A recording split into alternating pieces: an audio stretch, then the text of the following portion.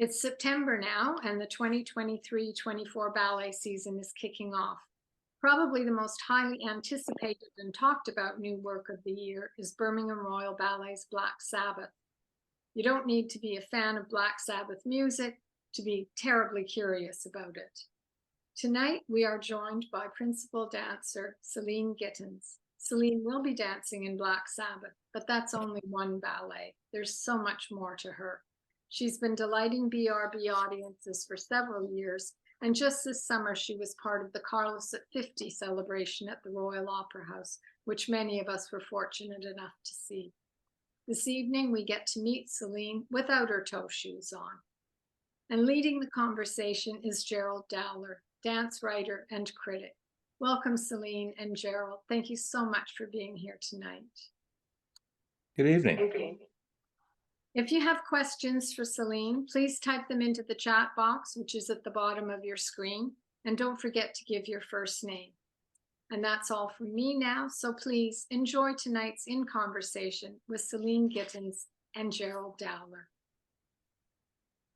Well, good evening, everybody. It's a great pleasure to be back with LBC at the beginning of a new season with all the things to look forward to. And as has already been said, one of the things that people are looking forward to, possibly with a great deal of curiosity, is Black Sabbath. But Céline is here. I'm delighted to have been asked to interview you, Céline, because I've sort of watched your career develop over the years. Yeah. And we have a great deal to talk about. But it's not going to start with Black Sabbath, everybody. You're going to have to wait a little bit for that, because there's a lot more to Céline than that ballet, which premieres. When does it open again, Céline? It is next week. Next week, yeah. And Yeah. then comes down to London in October. But let's Yeah. start off. First thing I think to say is that you weren't born in the UK. So how did ballet start, and where did it start for you? Yes, so I was born in Point Fortin, Trinidad and Tobago, in the Caribbean, and my route to Birmingham was very complex and different. I would say from the usual. I went to Royal Ballet School and then came to BRB route. So I was born in the Caribbean. I started ballet at the age of 3 with my mum. Right. She's a Royal Academy of Dance teacher, and she still teaches at a ballet school in Vancouver. And from there, I started doing my pre-primary exams, and I went all the way up until solo seal. And me and my family, we moved to Vancouver when I was 9 years old. So I had quite a memorable time in the Caribbean, and I still remember everything about it. You know, people, family there. So I know the impact that my mom had in the community and bringing dance and ballet and Royal Academy of Dance syllabus to the Caribbean, to that Caribbean island and the south of that island. Yeah. I mean, so I know that last. Sorry. No. That is fascinating, because clearly from what you're saying, your mum acted as a sort of a center, a focus. Yes, yeah, and it's interesting because as we will talk more about this. That is pretty much my inspiration and motivation for creating the Céline Gittens Introduction to Dance Scholarship, which I've just created with the Royal Academy of Dance. And I'm their international ambassador. And it's something that has really stuck with me, because if you don't introduce people to this art form, they're not going to know about it. It's that simple. And I would say back in the day when I was younger, we didn't have internet. That didn't exist. So we didn't have that visual understanding of what is ballet like from around the world. We had what you had in the books, encyclopedia, the images that were drawn. So it was a very limited resource, although at that time we thought it was amazing, the resource of an encyclopedia. But, you know, or ballet books, Ladybird ballet books. Yeah. But that's all we had. And I think that what my mom knowledge that because she trained in London for ballet and teaching training, what she gathered from there, she took it to the Caribbean, and she became the first person to introduce ballet to the southern part of the island. And it's Right. still a lasting, it's still a lasting impact in that community. They still have ballet there. So that was my motivation for that. Anyway, moving back, so I moved to Vancouver when I was 9 years old, and Yeah. obviously a massive culture shock. Yeah. We went to Toronto first, and that was just our flight. It was Toronto, and then across Right. west to Vancouver, and I think it was the 17th of December. So we were right smack in the middle of winter, and I don't know, Susan will know. Toronto can get very, very cold, and Yes. it was freezing. That was the first time I saw snow. Yeah. And I remember outside of our hotel was an ice skating rink, and all of these things I'd only seen them on TV, so it was just amazing. And then we moving to Vancouver is wonderful. I mean, I continued my Royal Academy of Dance syllabus training, went into grade 5, and then continued up to solo seal when I was there. I went to the Go Ballet Academy, Right. which is based in downtown Vancouver. And Mr. and Mrs. Go, they gave me a wonderful training based on more Vaganova technique. So I have a bit of RAD and also a bit of Vaganova, which I think is great to understand and makes me a more versatile dancer. And I learned so much about sort of different ways of holding your positions and higher legs and the sort of overextensions that Vaganova incorporates. So that was really good to And have an understanding of is that. there one side of your training that you call upon more even today? Today, I think it would be more Royal Academy of Dance.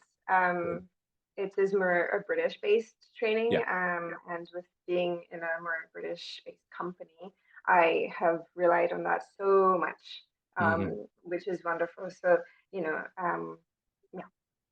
And when you were in Trinidad, and did you have a concept of what this could all lead to, or was it just something you enjoyed doing for its own sake?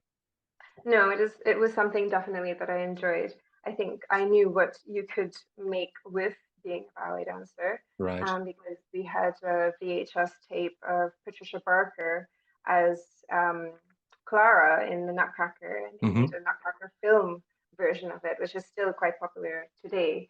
And I think it was probably one of the first sort of film type, a ballet movie sort of things that they had made, and it was made really well. And I remember watching that and going, oh, okay, I understand now what, you learn all these steps in your ballet class, and then you put it into practice on stage in a performance. So, yeah, I mean, I think it was when I was 15 years old that that was the point when it was a realization of I want to go pre-professionally. And I think that was encouraged by my mom, but also encouraged because I was doing well in my exams, getting distinction and getting a high mark in distinction, and also winning local competitions. And you get a feel for things through that. So it was a bit of a virtuous circle that things were going well, and that encouraged you to aim higher. Yeah, definitely. And so you moved to this academy in Vancouver. I mean, for anyone who doesn't know, the Go Academy, what was the setup there? So it was Mr. and Mrs. Go. I think they moved to Canada in the 60s, and it was probably they were principal dancers in China, and they started in a basement, and then from there, they bought a nice building and created these studios. The teachers I had at the time were from China, and they've actually gone back to China now to teach at Shanghai Dance Academy. Mhm. So yeah, it was quite an intense training. I Right. think intense in the sense of, you know, I remember my Saturdays there would start at 10:30 with no, actually 9:30 with ballet class, and then we would sort of just rehearse throughout the day with no break until 4. You know, there was no concept, and I think, I don't know, there was, you know, now we have equity and Yeah. the union, and you have to have a break and all these things, but that's just not how it was. So Mm. we had a quite intense training, but the good side of that is that that's where I built my stamina, you Yeah. know, to do lengthy rehearsals, which is required in the ballet company.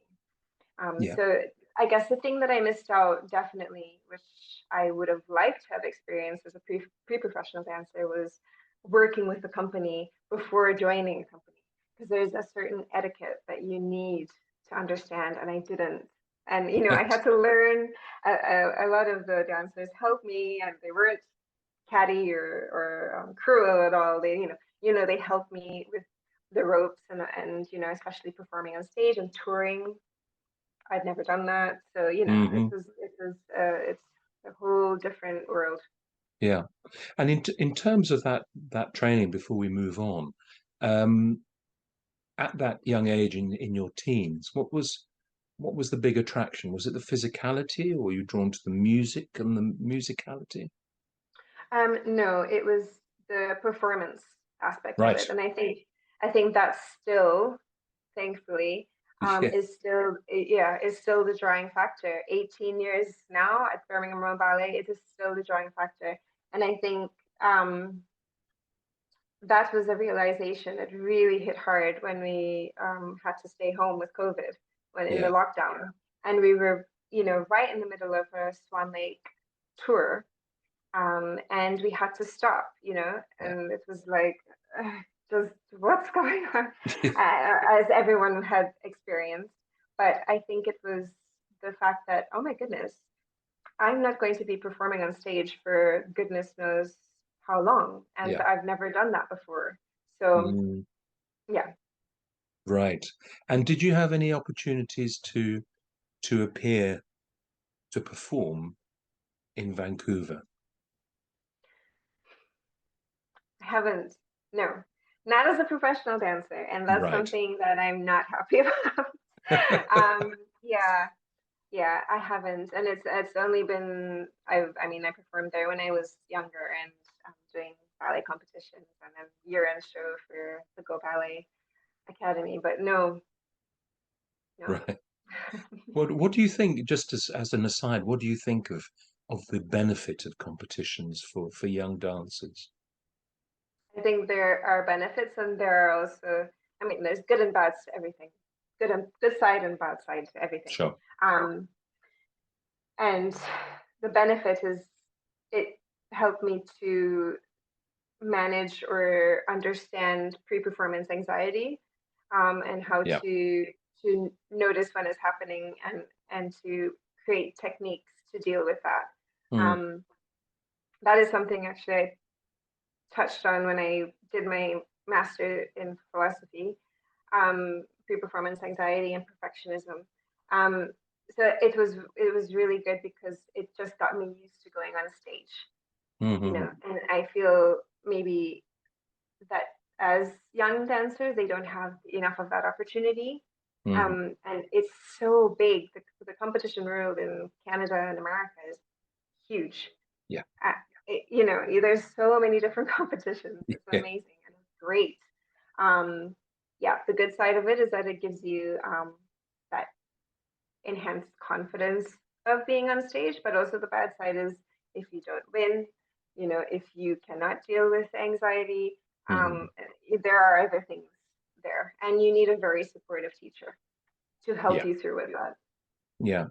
Would you say that just because of the circumstances that it was, it's quite, for you, it was quite a lonely process, your dance education, that it was down to No, I you don't alone? think so. No, it Okay. wasn't lonely. Yeah. I think I had that very interesting dynamic of mother-daughter, mother daughter and a mother teacher daughter. Right. Because my mom was still my teacher, yeah, and she still is my teacher. Right. So I had that very lucky to have that, because I think nowadays teachers may hold back from saying certain things, just because of how it is these days, and you have to be very correct in what you're saying. But I think the openness that we have as a mother-daughter has sort of made that much easier communication. So, as you were coming towards the end of your formal dance education, how was that leap from Vancouver to the UK? Yes, huge. Again, it is the first time that I lived on my own. Right. So I have all that side of things, the sort of administrative side of things, and first time being in a company. And also on top of that, a touring company. And we were doing about, maybe we would have a month of touring in the autumn. Then we had the 4 weeks of Nutcracker, and then we'd go into a winter program, sort of in January, which would sometimes have a tour. We'd do maybe 2 tours. I remember my first tour was to Virginia in America. So all of these things that you have to learn very, very fast. You have to grow up very, very fast, to sort of keep up with what's happening around you, But how did Birmingham come onto your radar in Vancouver? Yes, so my mom had a lot of knowledge. As I said earlier, she trained with Pamela Howard, and finished her higher examinations for Royal Academy of Dance with Pamela Howard, and then she went on to study Finnish notation. So that was sort of how I knew about the dance world in England, is from my mom, that she had ideas of which companies we could go for. When I auditioned in 2006, I was 18, and that was my time for auditioning. I think that the year is a bit later here, so it's 19. Sure. But it was 18 for Canadians. And Royal Ballet, where they were not taking any new dancers. So naturally, everybody goes to Royal to audition, and that's what I did. But I wanted to do, but they just they didn't have any openings. Sure. But I had been invited to audition for Royal Ballet School, and at the end of the week of the audition, they had said, "Oh, unfortunately, we don't have any more international visa places left." So I said, "Okay, fine." So then we were visiting friends in Birmingham, and my mom said, "Okay, well then audition in Birmingham and see what happens." So we sort of turned up to BRB unannounced. They had just come back from a tour to Sunderland. Thank goodness they were back. Otherwise, it would be an empty building. And I remember that Marion Tate was teaching the class. I remember for center, Desmond Kelly came in. Alain Debray came in to watch as well. And I remember David obviously came in to watch. So I had quite the panel of judges. I've seen many auditions, and I haven't seen that ever in my 18 years here. I haven't seen that many people for an audition. So it was quite nerve-wracking. But I was offered the job, which was great. Unexpected, but great. And so it was David Bintley in charge?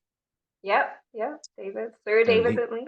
Sir David. Was he Sir then? He may well have been. He wasn't a Sir then. No. He became a Sir after he retired. Right. And that was what time of year? Do you remember when you came for that audition? That was in the spring of 2006. In the spring. Yep. Oh, and then so it was with a view to you joining for the next season. So then I joined. Yes, I joined in August of 2006. And how was, given that you had travelled at the age of 9 so far to Vancouver, and now now so far to the UK and to Birmingham. Yeah. How did you cope with that as a young person who, you're traveling halfway around the world? I think the most like yeah, I think one of the difficult things was the accents as well. Trying to understand that. Alongside all cultural differences and sort of Sure. accepting and learning as I went along. Yeah. And then the culture within the company, you said it was your first experience with a company. Did it live up to expectations, or was it a shock to the system? No, I think I was just sort of going with the flow. I had Yeah. a lot of corrections about my leg being too high. And I Right. think that was, yeah, I think that was sort of something I had to learn to sort of fit into the core. I had to keep my leg the same height. And, um, and this is really horrible. I'd never seen the Fred step before. So, Right. and we were doing Ashton in that first year. And that's something I had to learn because it's an arabesque and a développé. And I Mhm. thought, oh, okay, well, we'll do the arabesque above 90, but it's not. It's a low arabesque. So all of these little things I had to learn. Yeah. Was it, I mean, going into the regime of class and rehearsal and learning roles, etc. How was it? Was it sort of inspirational, given that you're moving essentially out of the classroom and now far more focused on stage on the stage? Yeah. It was that I think was the lonely part. Yeah, Because for me, as I've realized now, the repertoire comes back. But for someone who is new and they have no idea the repertoire, they haven't yeah, even done it as a student, a lot of our students come in and work with us for Nutcracker, so they have some idea. yeah, But I had no idea, so I had to do my own homework. I used to ask the notator, please, can I have a look at the VHS of so and so to learn it ahead of the rehearsal period, so I would get a head mm, start, even if I didn't know which role I'm learning, just so I can have an idea of what's going on. So yeah, I think when you come into as a professional dancer, um, you're on your own. yeah. You are, yeah. You're responsible for your own. You are responsible for everything. Yeah, Your success really is yeah. is down to you, to what you do and the extra work that you put in. No one's going to come behind you to say you should really practice your pirouettes after class. Mm, You have to do it, and I think that's where my mom comes in again. mhm. Celine, you need to make sure that all of these things are in place because nobody's going to go behind you and say, "Oh, Celine, did you remember to do your arabesque?" Or, they're not going to do that. So. Do you remember what the first production was you appeared in? Yes, it was Romeo and Juliet. Ah, Yep. and as As a fish seller. yep. But that's where you start. And I think, sometimes I see people being pushed really, really soon into solo and even principal roles, and they've only Mm, just joined the company out of the school. And I think that's wrong because you have to develop that understanding of the body of the company. yeah, And then you also perform more when you're in the corps de ballet. That's something that people don't even think about. You do more performances than a principal dancer. yeah. So, and everything takes time as well. You don't want to end up principal and be stuck there for, you have to keep building, and then that gives you a goal and somewhere to go. Otherwise, if you get there too fast, Mm, maybe you will also get bored too fast. yeah. I'm going to pause now and just to ask anyone watching, if you wish to ask any questions, then please do put it in the chat, and they'll sort of pop up on on my peripheral vision. And then when there's a decent pause, then obviously I can ask any questions that you would have for Céline. So we're in Birmingham. A shock to the system, shall I say, from Vancouver, probably. Yeah. I'll say no more. But how would you characterize Birmingham Royal Ballet at the time when you joined it? Just I think it was everything of the British image that I had in mind. Right. Especially having Marion Tate around. We had Michael O'Hare still here. You know, they were all ex-dancers of Sadler's Wells Royal Ballet, Desmond Kelly as well. And having that, and, you know, I remember my mom saying, oh, I went to watch them dance, you know, and that is just amazing because they are sort of living, breathing history.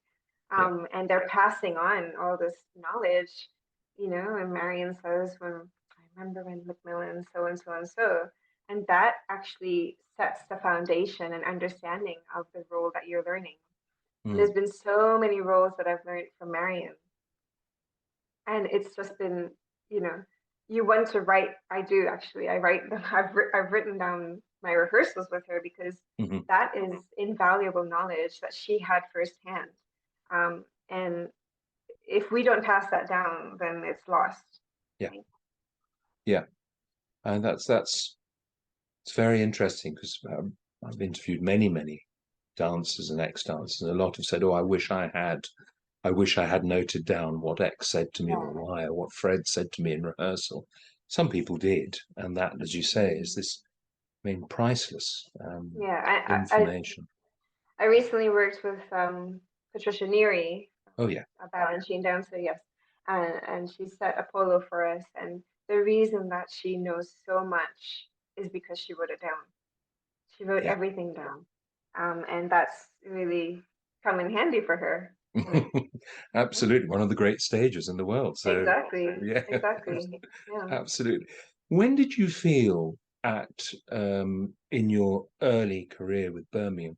When did you feel that things were starting to move for you in terms of roles and in terms of? It was my second season with the company, and I got casted in brackets, which means if somebody goes off, then they will put you into the casting. Right. So you're not quite there, but you are there. Oh yeah. Was for Odette O'Deal in Swan Lake, and they put me in the brackets. So yeah, and I know I just talked about pushing people too fast, but they push me, but they put me in brackets. So, you know, learn it, get yourself ready. You're not going to do it now, but you will in the future. And it was a very nice relationship I had with David as a director. And he, you know, I remember when I got promoted to first artist after 3 years in the company, I had a meeting with him and I said, David, I want to be a principal dancer. And he said, okay, I will help you get there. And he didn't say, oh, who do you think you are? Or, well, I make the decisions. You know, that sort of he conscious, sort of like trying to put me down. He wanted to help me. And I think that's really important for a director, is that they need to help and be interested in the dancers, because they're all individual. I don't think we should ever be seen as a group, especially in a ballet company. We have ranks, you know, we have different roles in ballets. Everyone has their own thing and gifts that they bring to a production. And so you saw your name in brackets, Odette O'Deal. How was the experience of learning it? I mean, you didn't do it at that point, but was it a daunting task to learn such a extraordinary role? Yeah, and I remember Desmond Kelly saying to me, come to the principal rehearsals. And I said, oh my gosh, really? Okay, I'll stand at the back. And I felt so horrible standing at the back of the principal. And I just didn't want to move because I didn't want to be disrespectful to their, you know, working time. So I only did a couple of those, and then I said to him, like, I feel really bad standing in the back. I'll watch it from the video and I'll learn it from that. But yeah, it puts you in a really funny position. What are people thinking? What are the dancers thinking? You know, all of these things. So I'm actually happy that I didn't do it because the time came for that to happen. And Absolutely. it did. Absolutely. And in terms of technique and working on technique, you said that the technical side was something that you had felt you had strength in that. Mhm. Certainly for a role like Odetta Deal, you need pretty strong technique. Yeah. How did you maintain that and build that up? Because you are known as a technically strong dancer. Mhm. Um, from joining the company, it was all the extra hours that I put in on my own Right. to practice on my own that sort of helped me maintain that technique, because I know how hard it is when you're not doing enough dancing Yeah. to keep that technique, and it is really difficult. It is really difficult, but somehow I managed. Also, also we had a really good, which was David Bentley's wife, Jenny. She was our Pilates instructor, Mhm. and I was following a program from her as well, which was catered to specifically for my needs. I have a very flexible back, Mhm. and I must say, when I joined the company, I was pretty much like a Bambi. Not much control, but a lot Right. of legs, um, high legs. So yeah, I think that David also wanted me to learn how to find that sort of finesse, that less is more finesse. He wanted me to understand that, and you don't Mm. understand that when you're young. So what was the stage you were put down in brackets, but what was when did you think, now I am really moving with a role or a solo, or when did you feel it that you were starting to progress? I think it was that point. I think it was when I was put into brackets, and then I started. I got a role for David's Sylvia. I Oh was yeah. Diana. He casted me for Diana, and I think from then I was thinking, okay, no, he really likes me, Mm. because if you get casted as principal for David's ballets, then he thinks you have something to offer. Mm. So that was in the second season as well, at end of the second season. Right. And was there, or do you have now, did you have then, any preference for any particular choreographers or styles? Because Birmingham has always had a very broad repertoire. Hmm. I think I was no, I didn't. I was really absorbing what I could at the time.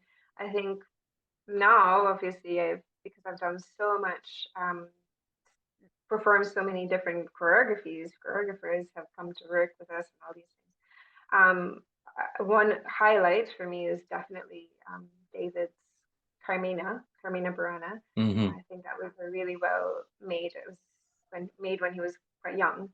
Um, so it was one of his older works, but still I think one of his best works. Yeah. Um, and then we get into Macmillan. So for me, it's Romeo and Juliet, and I've had wonderful experiences dancing with Brandon in that role. And then I always find myself more strong in Balanchine. Hmm. I think my extensions and all these things are more suited for that. So yeah, I have many favorites, but those are a few highlights. Well, just exploring a little bit the Macmillan. Um, how do you approach a role like Juliet, which certainly in the UK and in the Macmillan version has had all these extraordinary interpreters? How do you get yourself into that and bring Mhm. something unique, your own performance to it? Yeah, well, I mean, I when I was casted to do that role, to do Juliet, I remembered learning the Shakespeare in high school, Hmm. and so that's obviously the first place that you go back to. I ordered a copy of the script, Yeah. and read it, and then I went into movies. Hmm. I found all the movies that were made about it, and sort of theater movies as well as blockbuster Yeah. sort of. And Marion, again, Marion Tate, she gave so much knowledge. And, you know, I remember one rehearsal, she even started crying. She was so caught up in the emotion in sitting on the bed just before she makes the decision to go to Friar Lawrence to get the potion. There's a very crucial point when Juliet is sitting on the bed and all of these things are, you know, the spotlight is just spotlight and the music. And I remember Marion actually being so engrossed in this role in the studio, you know, of all places, not even on stage. So she gave me so much understanding. So all of these different things, different avenues that I went to get my understanding of the role, which I apply to other roles as well. And what sort of Juliet do you characterize yourself as? Well, ultimately, you try to make it your own. Yeah. I was very, very inspired by Alexander Ferry's Juliet. Definitely. I would watch it, bits of her Juliet, just before my performance, just to get that, keep that flow that she had. And yeah, wonderful. I think there'd be several people watching, and myself included, remember Alessandra Ferry dancing that role. And that was an experience. So good choice, shall I say? Very good choice. And what about partners? Now, presumably from school you did pas de deux work, etc., but then came into the company. How important is a partner to you, and is it important to establish a partnership on stage? Yeah, very important for your career. If you don't have a supportive partner, then you see it in the girl. So it's as easy as that. They are supposed to be the sort of seamless, you know, the image is seamless that happens to support and behind you and, you know, in front of you and everything, to make the lady dance as if they're not, you know, being partnered. Yeah. It's really important. It really is. And also the rapport that you have between each other is important. You need to be able to communicate, have that openness to work things together, work things through together, figure things out. And who among your partners, who stands out for you? Definitely Brandon Lawrence. And I have to say, still in shock that he's not here.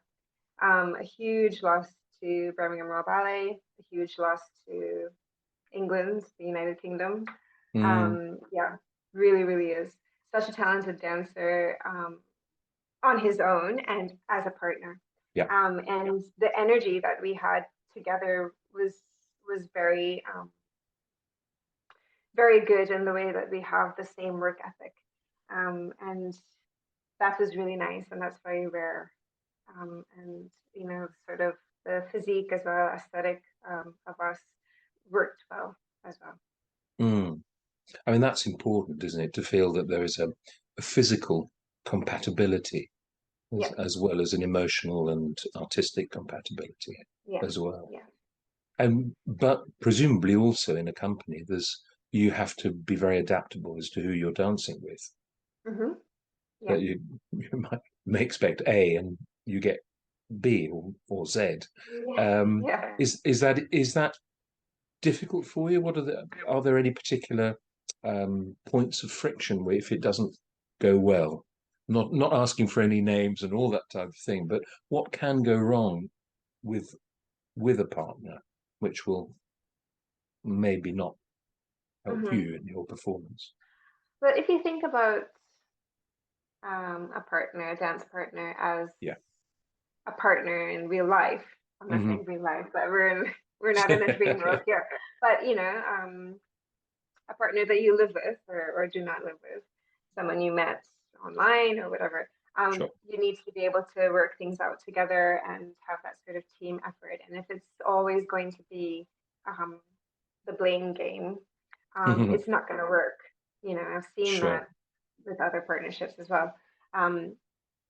because, you know, we're dealing with fine details and angles and, Mm, you know, fingertips and all the, there's so many things that's involved with two people.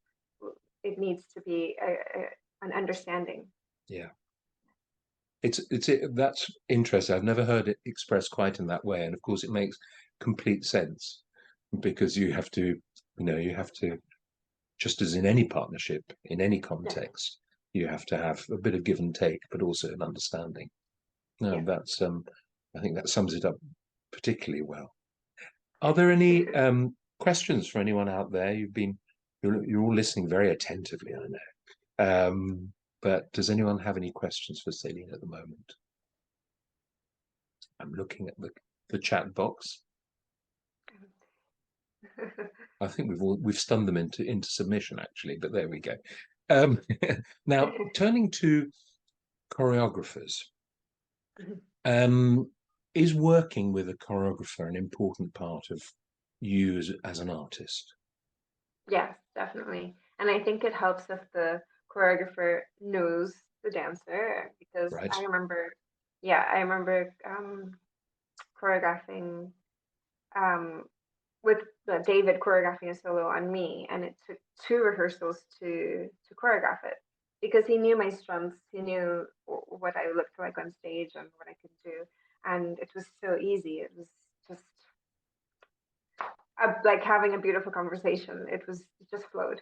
And yeah, it is difficult sometimes when choreographers maybe get a different understanding of the dancer, and some dancers may be quite maybe not talkative in the rehearsal, Yeah. so they may see that as being rude or something like that, but it's not. It's just how they work, and everyone is different. Everyone works differently. So I think that's the difficult part of getting choreographers in to work with. But then they will learn that a few weeks down the line. Oh, he likes to do that. She likes to do that. We're all going to get to the conclusion together, But yeah. Now there is a question in question and answer, and I think that this is something for you to choose to answer or not, shall I say? But so it's what is your view on the story and the news today about reports of a toxic culture of body shaming at the 2 ballet schools? Now, clearly, you weren't at the schools yourself, but perhaps we could expand it to this idea of what a dancer should look like and the concept of body shaming. I don't know if there's anything you want to say, but as I say, if you don't want to, don't. Yeah. I mean, what I can say is it's out there now, which Right. means that there was enough of a problem and enough of a hurt for these students to make a big deal about it. And I think a lot of the time there is a fear of not getting chosen, or fear that stops people from talking. Yeah. So I haven't yet watched the program, but No. If it's enough of a deal that they have made a program about it, then Yeah, there must be a problem. Yeah. no, absolutely. And by my thunder is being stolen by Barbara, who's saying, is there a role that you would particularly like to perform? And you have a very wide repertoire already, but is there anything that you would like to have a go at, as it were? Gosh, that's a really difficult question. You know what? Actually, I'm really looking forward to going back into Sleeping Beauty. I've only done Aurora once Right. before last time with my debut. So it is going to be really nice going into it again this time around next January. I don't know who I'm dancing with yet, but we'll find out then. But yeah, I think it's one of those things where you come back to a role a little bit wiser than you were Yeah. the first time. And I remember Marion Tate, she would always say this, that she would do elite syncopations maybe about 13 times. And each time it never was the same. You know, she always approached it what she remembered from before, and things that worked for, even if it was makeup differently, or you know, the tilt of the hat differently. She said there was always something, and I think that's how you keep yourself interested in this art form. Yeah, and it's interesting one with Aurora, because I think there are a lot of dancers who don't like dancing the role because it's so exposed. I mean, there's almost nothing to hide behind. No, yeah, it is very technical, as is Swan Lake. But Swan Lake has a lot of drama. Yeah. There's a lot of drama happening. The music is intense, and the build up and everything for Act 4. So that is something I'm going to try and figure out this time, because you don't want the technique to take away from the story. You know, how do I make that interesting? How do I make Aurora be alive, you know, rather than this monotone Aurora going through Act 1, 2, 3. So yeah. No, absolutely. Now we have the questions are coming thick and fast now, so here we go. So the reviews for, excuse me, it's slightly moving up. Reviews for your performance as one of the muses in Apollo for Carlos at 50. Spoke about your style and verve. Do you think there's something North American about your own particular style of dancing, or has 18 years in the UK sort of dampened the whole thing down? I don't think so. This is why I think that the style and sheen steps, technique, and the combination of his steps and choreography, it comes very naturally to me. We had a lot of weird things that happened in the studio, and Pat Neary picked up on it. Like, she almost felt like he was with us in the room. You know, it was that sort of eerie things that happened. But I guess that sort of North American style that may have been picked up was me accomplishing balancing. Yeah, because it's supposed to be it's showy. It is quite showy. It's, you know, it's not reserved. No. That's why we have the more reserved type of choreography and style and technique. But yeah, you seem you from what you're saying, you seem to relish the sort of the dramatic side of roles, even if they are abstract, that there's some to bring some drama in. Yeah, and the freedom to bring something of your own self into that role. Yeah. I'm going to leave, Fiona, I'm just going to leave Black Sabbath for a moment. I'm going to talk about it. But Michael is asking, how much guesting have you done? And what is the interaction with a different company? What are the challenges there? Yes. So I had a wonderful time guesting with Australian Ballet. And this was when David McAllister was the director, and it was in 2019. So it was at the beginning of their season, and at the end of their season I went back. Right. I was asked to come back. So what we have with Birmingham Royal Ballet and Australian Ballet is an exchange. And so we get one of their dancers, and then we go over there. So we had one of their dancers for Nutcracker, which they have Sir Peter Wright's Nutcracker as well. And then I went as the Red Queen for Alice in Wonderland. So I was there for 7 weeks. Yeah, I was there for 7 weeks from the beginning of their season, which starts in January. Actually landed there on my birthday. So jet lagged. It was the longest journey I'd ever done.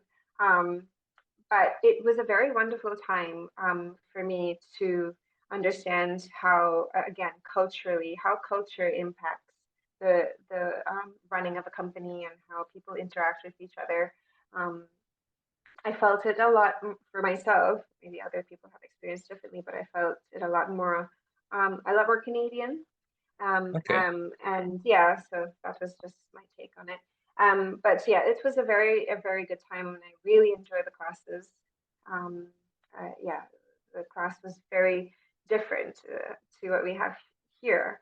And again, that's just down to training and their experiences at In Australian what Ballet way were they School. very different? You get used to your teachers, Sure. and I've gotten used to Michael O'Hare. I've gotten used to Dominic Antonucci. I've gotten used to their style. So which is very much, it is very British. It is its own style, yeah. But the combinations of exercises were, for me, felt a little bit more like a performance. I would say more dancey. Right. I don't even know if that's a word, but anyway, yeah. But it was great, and then I got invited back to Sydney Opera House to perform Sugar Plum Fairy. Right. And that was really wonderful. Very, very strange to see something that is ours in Birmingham to be in the global stage, which was wonderful. And I really wanted to contact Sir Peter Wright to say that they did a fabulous job at Great. Birmingham. And do Australia do which is it the Birmingham version, as it were, of Nutcracker? It is the Birmingham version, not the Royal Ballet. Yeah. Peter Wright version, yeah. That's the Birmingham. Oh. Yeah. And what was it like coming in, as it were, as the guest ballerina? Fine, this was great. They have a lot of guests in Australian ballet, so they're very used to other dancers coming in. Something that we didn't really have in Birmingham. Sure. We didn't have that. So yeah, they were understanding of where it come from, BRB and the company, and very welcoming. Which is great. And then they were in at the Opera House a week after I performed there with Carlos, and I was able to see the teachers and friends that I'd made, so that was really nice. Oh, so you got to see Jules and? Yes, I did. I watched Jules. Yeah, wonderful. I think it's a good moment actually to talk, now that you've talking about going to Australian ballet as a guest ballerina, but it's that shift in your role, because you are, as it were, a bit of a flag bearer now. The new generation of flag bearers for the art form, and I think it would be fascinating for everyone to hear about what you've done with the RAD and what you mentioned at the very beginning, this scholarship. Would you like to take us through how that came about? Yes, so it came about, I contacted the Royal Academy of Dance about it, and it was something that was influenced from what my mom had done in Trinidad, and had introduced dance and ballet and Royal Academy of Dance to Trinidad. And RAD is global. I think it's probably in 84 countries at the moment, and probably growing. So and this is something that we should identify with, and it makes the dance rule come together under one syllabus in a way. So yes, so I contacted RAD about it, and they were very open to accepting this idea, which is great. And I had a conversation and sort of opening of my role at the opening of the Royal Academy of Dance new headquarters last spring. And a lot of the teachers were able to be very open with things that they were not happy with. And yeah, and so what I realized is a lot of them were really willing to get new dancers and sort of to introduce dance to other communities that they hadn't been to yet, going a bit further afield. And they weren't able to do this because of funding or the time or costs included for travel. That they did do one-off sort of open classes in the community center, but that's all they could do. So that's why I created the scholarship, which is to help RAD dance teachers to do this and to have open classes and hopefully get new students and then support those students. Okay, and when was the scholarship launched? Yes, it was launched Sorry, this past spring. Right. Yeah. And Yes. and it's open We to are, in yeah, so terms at the moment, geographically? the first time that we are doing the scholarship is just for the United Kingdom, Right. and then we will go worldwide after that. Fantastic. Yeah. Fantastic. And you obviously still feel very close to the RAD and what it represents and what it, through your mother as well, etc. It's obviously an important part of your life as a dancer. Mm-hmm. Yeah. So, Definitely. well, congratulations for setting up a scholarship, because it's Thank um, you. whatever can help, I think, is Well, that's the thing, and brilliant. I think if I can hopefully give back in that way, and Yeah. using my status as a principal dancer and Yeah. getting the funds needed and necessary for creating a scholarship, hopefully that we can at least introduce one more person to dance. Mm-hmm. And what's going to be interesting is that when we go further afield, to worldwide, Yeah. because I know how a little goes a long way. Right. So, Yeah. Before I get to Black Sabbath, because I know people are saying Black Sabbath, yeah. how long have you now been a principal with the company? So I was promoted in 2016. Yeah. And has it automatically changes your functions within the company? Presumably the number of performances go down, and it's far more intensive for the focusing on the performances that you have. Do you enjoy being a principal? Or do you think, oh, it's quite nice sometimes to be in the court of ballet? Yes. So with just going to touch on Black Sabbath for a second, because yeah, what has happened with Black Sabbath is actually we are now dancing as a group, right. and all the principals, and we haven't done that for a very long time. So I'm not saying that there's going to be some elbows going to try and get to the front, but it's just a completely very strange place for me to be in. As a principal, you're always in the center, always in the front, and to have that reversed now, it's a bit strange for all of us. But something to get used to. But I was just thinking about the number of performances that I do. I think, well, for example, we had Vadim Integrov come to guest with us for Swan Lake.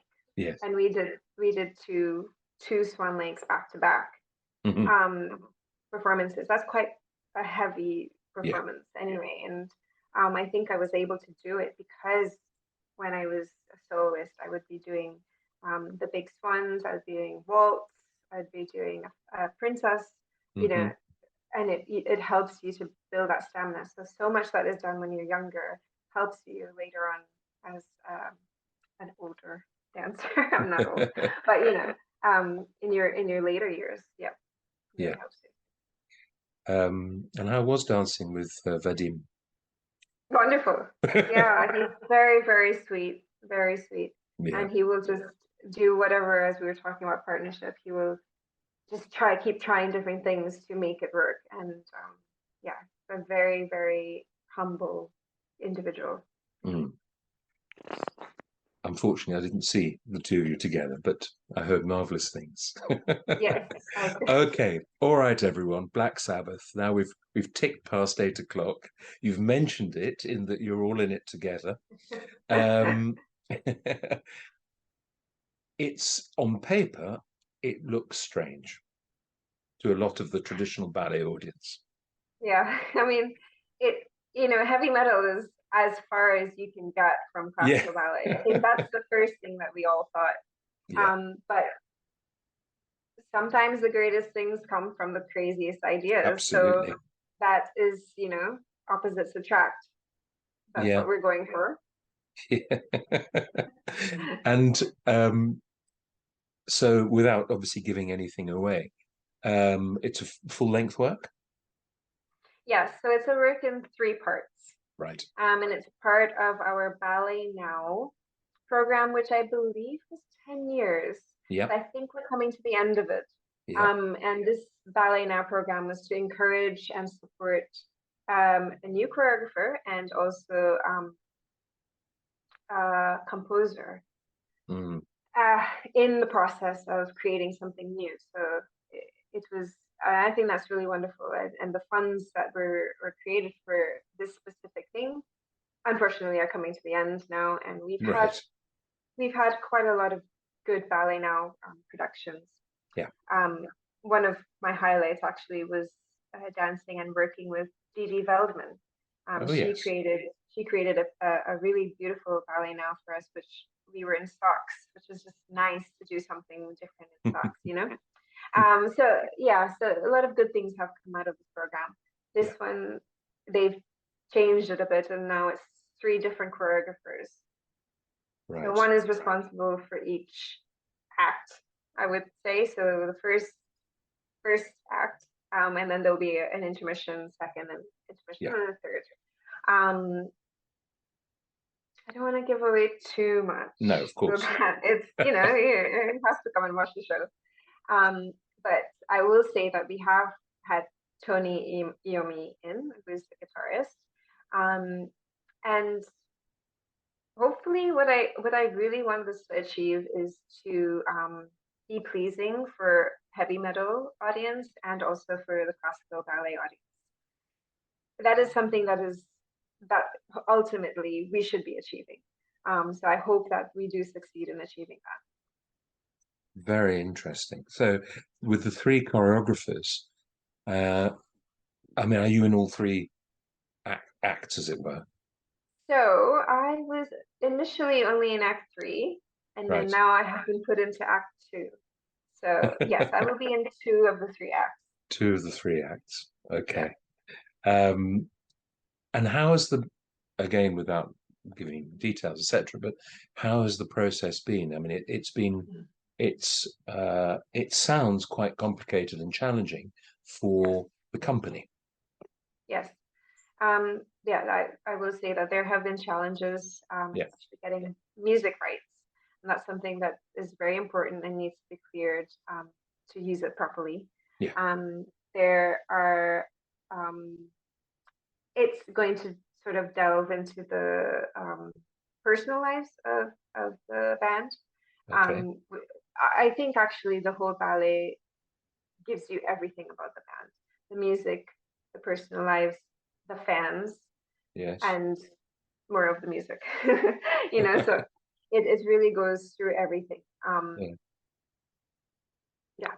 Has But it at the been moment, Sorry, go ahead, please. No, I was just going to say, at the moment in the studio, what we are doing is tying up the loose ends, Right. and wrapping things up, Has which can be stressful. Is it difficult? I mean, classical ballet is based on certain rhythms, certain melodies, from class to the stage.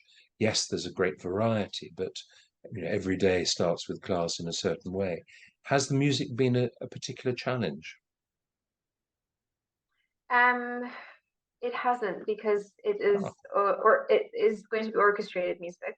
Yeah. So there is some sense of classical sense to it, but also Okay. then their music tracks will come in. So in that sense, no, it is definitely a good combination. Yeah. Yeah. I was going to say, the question is, do we need to bring our earplugs with us or not? That's the I don't know. I mean, I'm pretty sure our sound technicians make sure that it's not too loud. But if you feel that it's going to be helpful, yeah. So I have a question from Elodie, I think. Just a general question, but it's quite nice as we're moving towards the end of the interview. But do you have a particularly fond or favorite memory from the stage that you could share with us? I have very. It's a variety on the what's your most embarrassing moment on stage, which I don't tend to ask, but Oh, okay. I think this is a nicer one. I do have. I've experienced a shocking moment in a month in the country, and Uh-huh. someone's arm went on fire. We Re- had sort of, yeah, that was just a scary part. But for myself, yeah, it was one of the performers that we had, and it was just a mistake that happened. But gosh, no, I've seen people's point shoes flying off. I Oh don't hope yes. for these things. I You just will talk about the more memorable time on stage would yeah, definitely be for Romeo and Juliet. right. Yeah, really, really intense emotions, and it's such an easy role to get yourself wrapped up into, Mm. and almost weirdly becomes real life on stage. Um, yeah. It's how aware in something like Romeo and Juliet, especially as you're moving towards the end of the ballet, how aware of you are you? How aware are you of the orchestra, the audience, or do you just move into the narrative?